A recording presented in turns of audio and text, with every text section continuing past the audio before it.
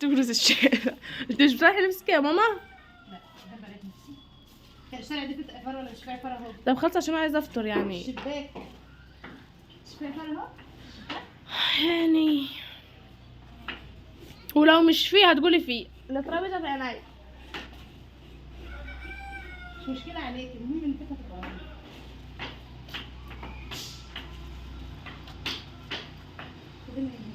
يا صباح الخير يا نرمين. مش بطانية بتاعتنا، جايبين البطانية دي كلها ليه؟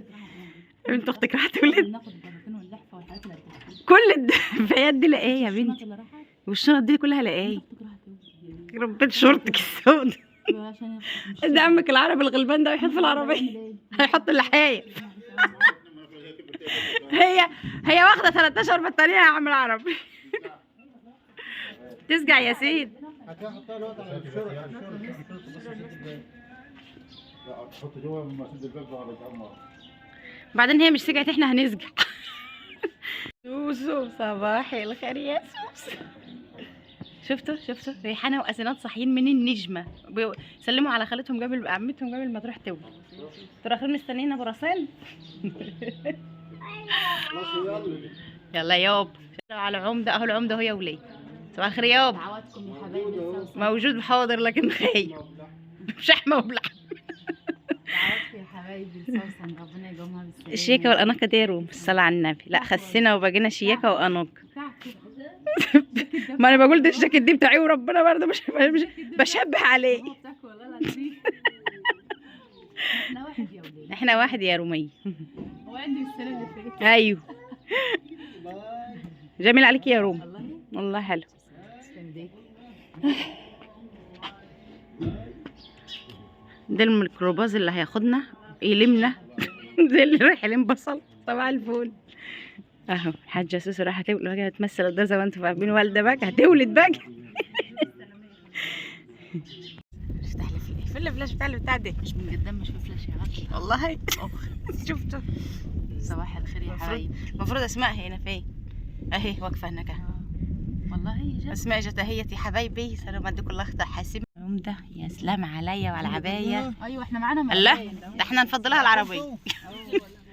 خش ركبوا بعض. ده في بعض في مكان ورا ولا احنا معانا مكان عند امال ايه؟ انا ده في مكان ورا. سمسومه صباح مش الخير. عارفه اقعد هنا. تعالي معايا يا سمسومه ونرميه.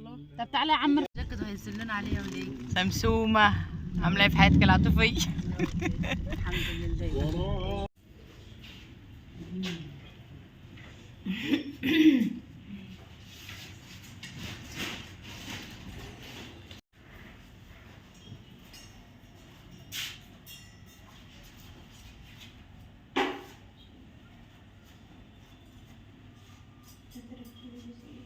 السلام عليكم ورحمة الله وبركاته. صباح الورد وصباح الياسمين والعيون الحلوين. وحشتوني يا حبايب قلبي. سمورة العمدة، واللي مش عارفني يعرفني من قناتي. بحبكم جدا جدا وتابعوا معايا الفيديو. معانا النهاردة روتين النشاط والحيوية. يا سلام عليا يا سلام عليا. بصوا هو ده الروتين اليومي بتاعنا وحياة ربنا. كل يوم غسيل، وكل يوم كنيس، وكل يوم تنفيض. هو نفس الموال كل يوم. بحبكم جدا جدا ونتشجع مع بعضنا النهارده. كل واحده عندها سبت الغسيل مليان تقوم تفضيه. يلا قوموا معايا فضوا سبت الغسيل وابدأي نجود الهدوم يا حبيبتي. انت وهي يا عسوله، انت وهي، وقومي من تحت البطانيه. احنا مش هنفضل قاعدين وسايبين كوم الهدوم ده كده في الحمام او في المطبخ. طبعا اللهم صل على سيدنا محمد. الميه قطعه بقالها يومين عندنا وكل حاجه عندنا ومحدش زينا. اهي الميه قطعت الحمد لله. اول حاجه كده حابه ان انا اشكركم جدا جدا وربنا ما يحرمني منكم ابدا ابدا على الناس الغاليه عليا اللي افتقدتني طبعا لما بغيب يوم. طبعا يا حبايب قلبي انا اسفه وغصب عني ان انا ممكن ما انزلش فيديو. فاتمنى ان انتوا دايما تفضلوا دايما يعني مشتاقين لسموره ومنتظرينها وما تنسونيش ابدا. بحبكم جدا جدا.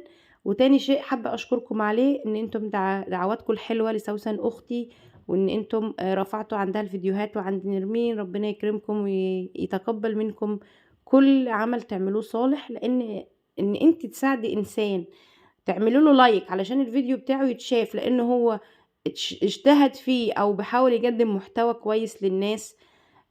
فده طبعا هيساعد ان انتي هتديله رفعة، يعني انتي هتبدأي الناس تشوفه، يعني ربنا هيبدأ يرزقه، او ربنا هيرزقه، استغفر الله العظيم، هو ربنا كده كده رزقه، بس ربنا يوسع عليه رزقه يعني ان شاء الله. طبعا اللهم صل على سيدنا محمد. فربنا هيكتبهولك في ميزان حسناتك، غير ان انتي مثلا بتروحي تشجعي حاجة طبعا تغضب الله او كده، لا، لكن احنا الحمد لله بنقدم حاجة ان شاء الله تجعلها في ميزان حسناتنا يا رب العالمين.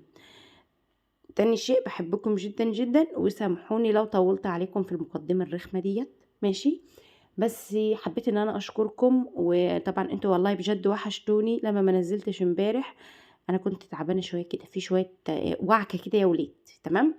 بس بفضل الله عليا الحمد لله احسن النهارده، وربنا كريم الحمد لله، ولا حول ولا قوه الا بالله. زي ما انتوا شايفين الفيديو ماشي قدامكم، الروتين الخطير ده يا حبايبي.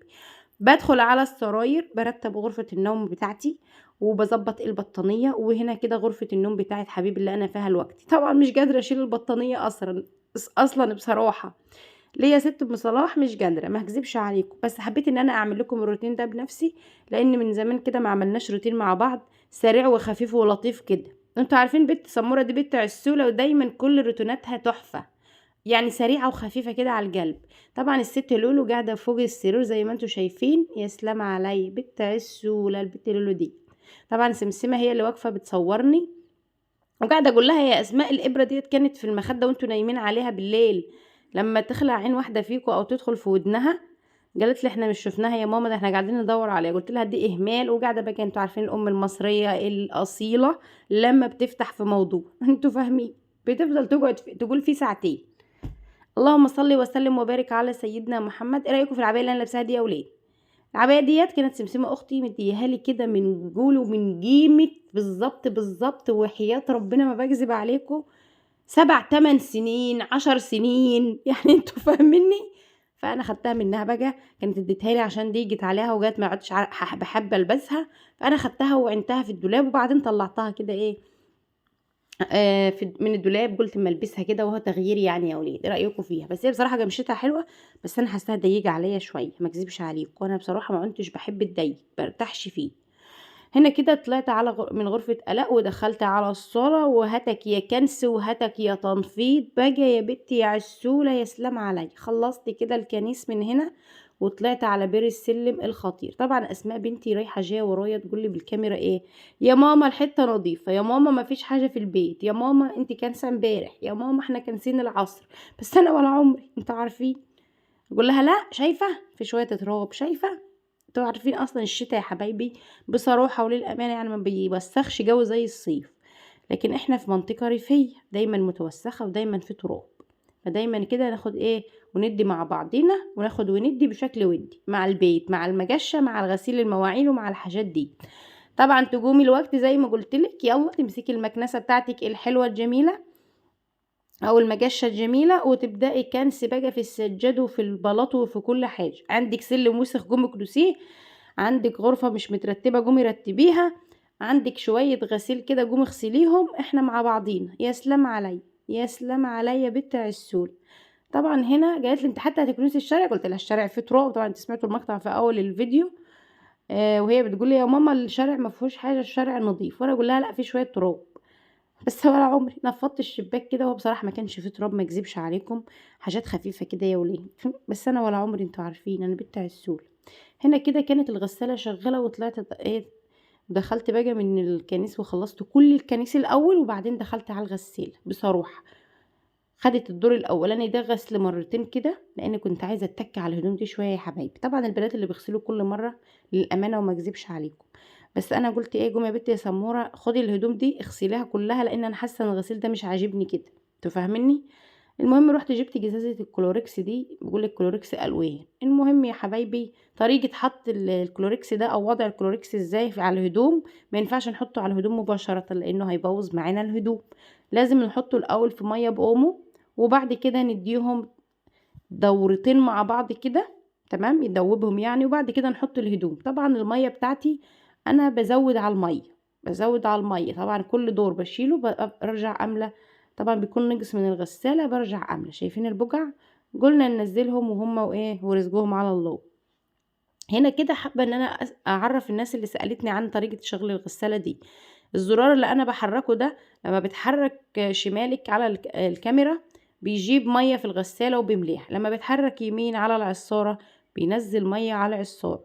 الناس اللي سالتني يا سموره طريقه العصر ازاي، اهي يا حبايبي، وازاي بشطف الهدوم، بفضل فاتحه الميه على العصاره دي، وبحط طبعا الغطا ده، لازم نحط الغطا ده على الهدوم عشان الهدوم ما تطرش وتنزل في الموتور والموتور يتحرق. وبعد كده بدور الغسالة وبفضل سايباها لغاية لما تنزل مية نظيفة من الخرطوم. بعد كده بقوم ايه جافلة الحنفية بتاعة العصر، واسيب الحنفية بتاعة المية، واسيب العصارة تعصر مع نفسيتها. هنا كده كده كده كده تعالوا معايا، خلصنا ونضفنا وروجنا وبقينا ناس عساسين. قلت يا سمورة عايزين ايه جولة ظريفة لطيفة في بيتك الايه الفيلا المتواضع ده. قلت عيوني، هو انا اخبي عليكم الفيلا ولا عمري، انتوا عارفين. تعالوا كده معايا. هنا كده كنت بوريكم البرندة والستارة العسولة بتاعتي، ودخلت كده على الايه باب البيت. يا سلام علي باب القصر بتاعي يا ولاد. هنا كده ده باب القصر بتاعي، وانا بقول قصر مش ترياجة لان انا حاساه ان هو قصر الحمد لله وبفضل ربنا علي. ليه يا سمورة؟ ساترني، ساتر بناتي، ساتر زوجي، ساتر اولادي من مطر، من الشرد، من البرد. اللهم احمي كل انسان في الشرد وفي البرد والطف به يا رب العالمين. احنا في نعمة كبيرة كبيرة كبيرة. اول حاجة كده اول ما بتدخلي من الباب اللي هو باب الصالة اللي هو باب البيت، على ايدك الشمال في الحقيقة غرفة الجلوس، لكن في الكاميرا هتديكي على ايدك اليمين، خلاص، لان الكاميرا بتعكس يا حبايبي. يبقى احنا اسفة على ايدك اليمين، قصدي في الكاميرا بتديكي على ايدك اليمين، لكن في الحقيقة هو على الايد الشمال في دخلتك من البيت. الجانب ده كله على ايدك الشمال زي ما انتوا شايفين. اول حاجة فيه غرفة الجلوس، واخر الحيطة اخر الجدار فتحنا احنا الفتحة اللي احنا عملناها وتعديلات البيت، دخلنا لغرفة البنات زي ما انتوا شايفين كده. هي دي غرفة البنات زي ما انتوا شايفين، بندخل لها من على الجانب الشمال في البيت، عليه جانب الشمال عشان نبقى فاهمين مع بعض كده وما تتوهوش مني. جانب الشمال من اول دخلة الباب عليه غرفة الجلوس، وفي اخر الجدار بتدخلي لغرفة البنات بزاوية والمطبخ بتاعي. هنا كده كنت بوريكم اسماء والاء، وكانت البت اسماء دي عسولة وهي صغيرة كانت قاعدة، وكنتوا شفتوا انا كنت مشيكاها ازاي. هنا كده يا حبايبي اللهم صل على النبي، انا كده واقفة في غرفة البنات وكنت بصور لكم من المطبخ. شايفين الجانب اللي هو اليمين اللي قصاد الجانب الشمال، الحيطة التانية اهي قصادها فتحة برضو زي الفتحة اللي احنا دخلنا منها للمطبخ وغرفة البنات. هنا كده هو ده مطبخي المتواضع اللي ربنا انعم عليا وبفضله وبعظمته وبكرمه وبجوده. اللهم لك الحمد حمدا كثيرا ينبغي لجلال وجهك وعظيم سلطانك.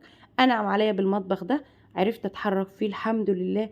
كنت الاول ما بعرفش اتحرك في المطبخ بتاعي الضيق اللي احنا هنروحه دلوقتي على الجانب الايمن. تمام، يبقى احنا الجانب الايسر عندنا غرفة الجلوس حيطة، وبعد كده في اخر الحيطة او في اخر الجدار بنلاقي فتحة بندخل منها باب كده، بندخل منه بنلاقي غرفة البنات والمطبخ. خلاص كده هو ده المطبخ بتاعي زي ما انتوا شايفين، مكون من كده من زي ما انتوا شايفين كده برضو، والبوتاجاز في النص. وده كان اقتراحي انا وابو حبيب، واحنا حبينا نصمم المطبخ كده، وطبعا عجبكم كلكم وربنا ما يحرمنا منكم. يا سلام علي.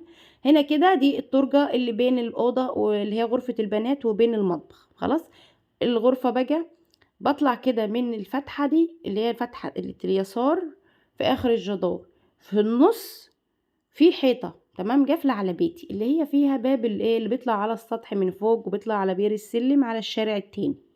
خلاص يا حبايبي هنا كده ده الفرن، وكان طبعا ورا الفرن ده كان فتحة اوضة المطبخ الجديد ده بس من بره، عشان كده احنا فتحنا الغرفة من جوه وكسرنا الجدار. هنا كده اللهم صل على سيدنا محمد، لما بندخل على الجانب الايمن بنلاقي جدار واخد او مستلم من اول باب البيت لغاية اخر الجدار في فتحة بندخل منها بنلاقي غرفة النوم بتاعتي، ودي غرفة الأطفال بتاعت حبيب، دي غرفة حبيب، غرفة صغيرة جدا غرفة حبيب خلي بالكم. وخدنا منها، هي كانت غرفة واحدة، خدنا منها طرقة كده ممر دخلنا بيه للحمام والايه اللي انتوا شايفينه ده. خلاص يعني احنا الجانب الايمن عندنا في الحمام والجانب الايسر عندنا في المطبخ. احنا الحمد لله ربنا انعم علينا وفصلناها كده الوقت. طبعا عندنا ده الحمام بتاعي، وعاملين باب جرار ألمونتال نظرا لضيق المساحة. خلاص يا حبايب قلبي، اللهم صل على سيدنا محمد. وده بقى الحمام اللي هو مستخدمينه الوقت غرفة غسيل. طبعا كان هو ده المطبخ القديم بتاعي.